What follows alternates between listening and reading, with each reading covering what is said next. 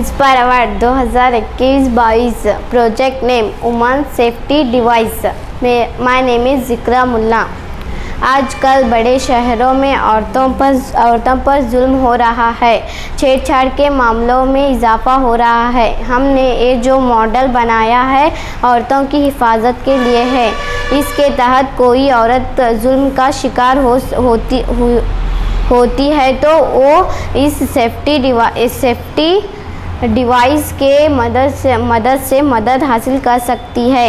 इसमें एक बटन है, जब इसको दबाया जाए तो बजर बजेगा और एलईडी रोशन होगी